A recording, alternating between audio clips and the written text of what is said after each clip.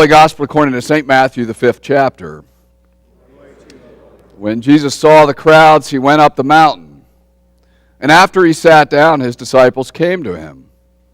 Then he began to speak and taught them, saying, "Blessed are the poor in spirit, for theirs is the kingdom of heaven. Blessed are those who mourn, for they will be comforted.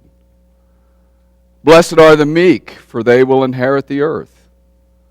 Blessed are those who hunger and thirst for righteousness, for they will be filled. Blessed are the merciful, for they will receive mercy. Blessed are the pure in heart, for they will see God. Blessed are the peacemakers, for they will be called children of God. Blessed are those who are persecuted for righteousness' sake, for theirs is the kingdom of heaven.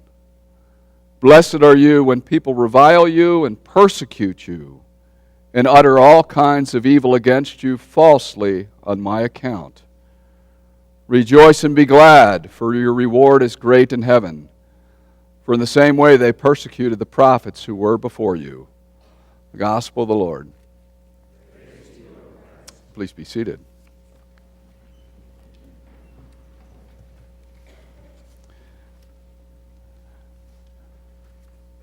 Tell you, when I've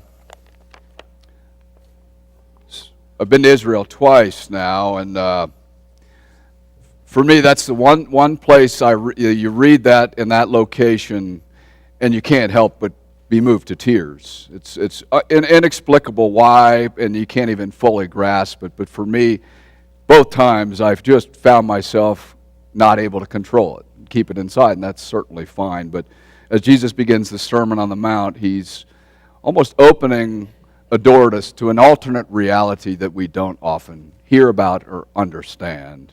And so in the next several weeks, we'll be looking at Sermon on the Mount. Switching slightly, though, the flu has been going around. Not good news, but it has hit some families in our church, and I know in our community. I've seen posts on Facebook. It's hit a lot of people over the last few weeks. But especially if you have kids, it really applies to everyone. When sickness hits the family, all of a sudden it just throws everything out of the loop. Can't necessarily go to work and get everything done, and as a result, your to-do list gets bigger and bigger and bigger and bigger. And by a show of hands, how many of you keep a to-do list of some sort? Most of us do. Prior to marriage, my wife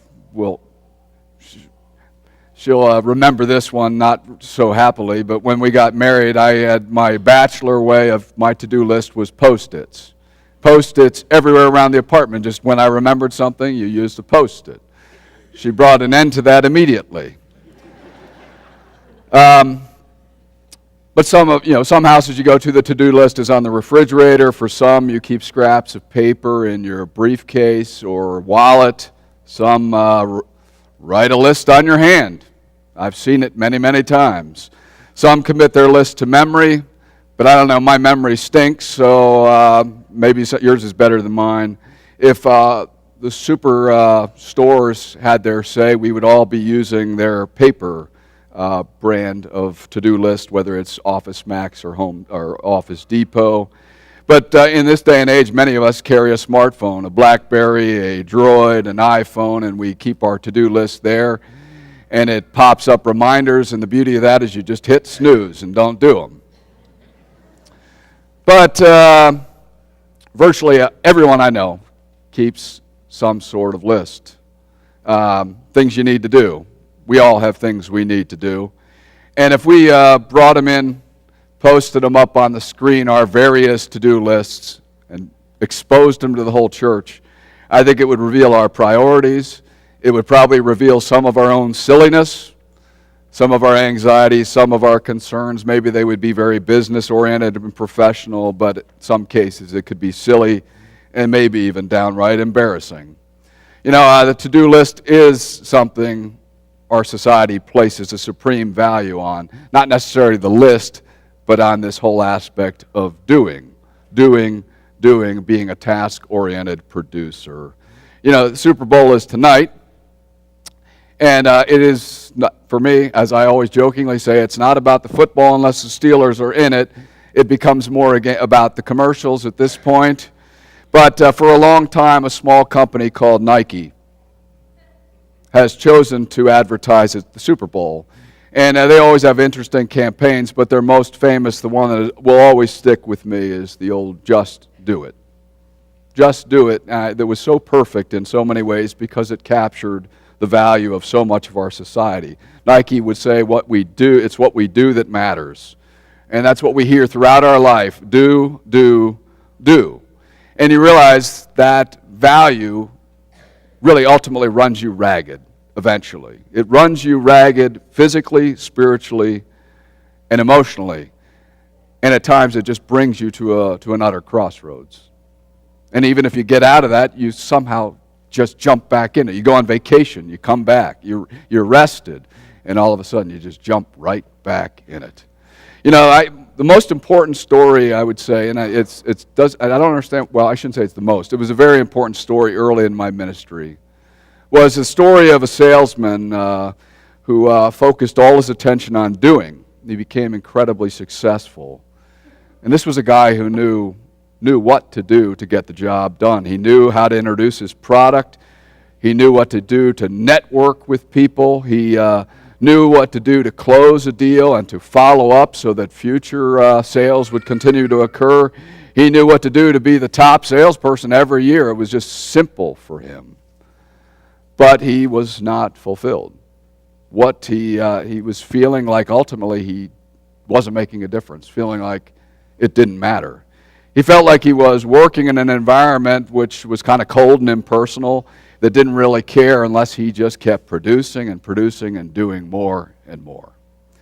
And the salesman was telling all this at a Christmas party, but specifically what he was getting at was telling other people how things had changed. And he says, I love work. I love work all of a sudden. He says, someone asked him, well, what changed? He said, very simply, my manager said to me, stop worrying about all the things you've got to do to be the top salesperson. Stop worrying about being number one. Instead, from now on, see that the most important thing you do is be a partner to every person you interact with. All your clients are your partners, and it is your job to help make them successful. It's not about you. It's about making the other person successful.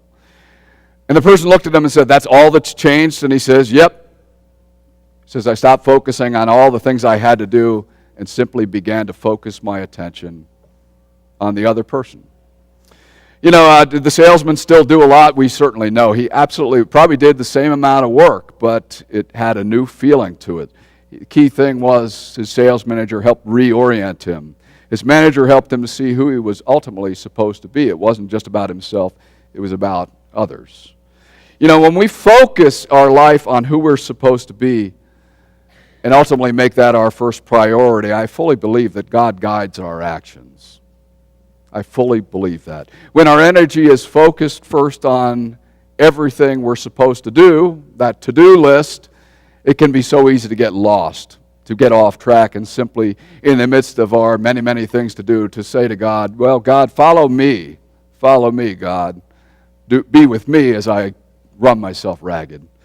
That story was an important reminder for me, and it always is, and I need to return to it often because in ministry, it can be so much about what you do, what the programs you lead, the programs you start, and you try to do everything.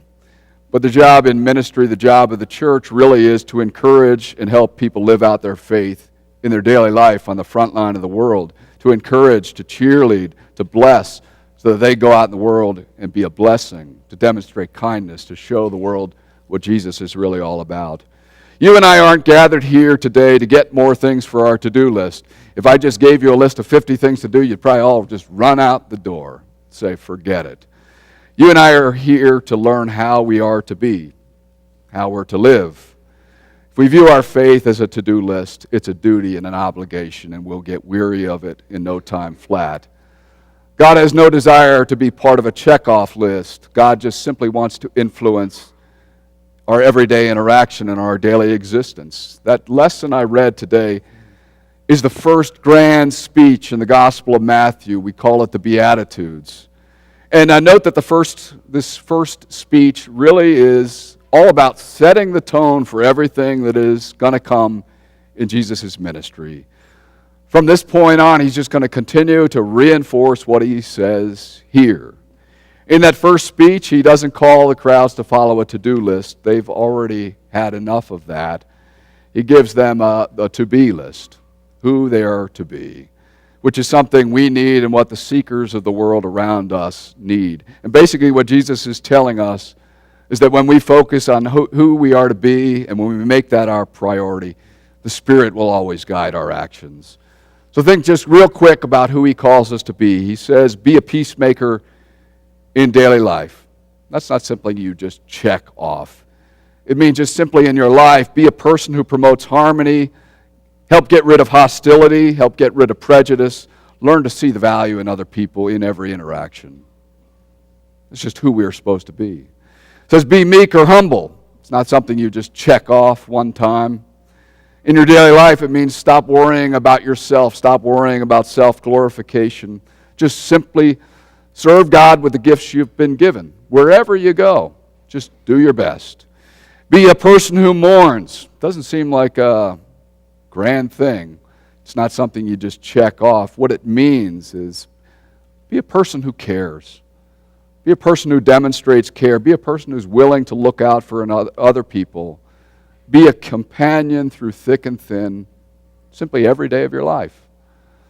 Be a poor in spirit. It's not something you check off. It just simply means don't think you can rely on your own resources. Instead, rely on God, the God who provides.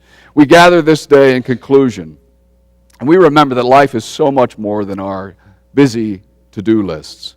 We gather this day to be reoriented. We come to the table to be fed once more and to be told who we are, extraordinary, loved, super, and can be a blessing to the world around us.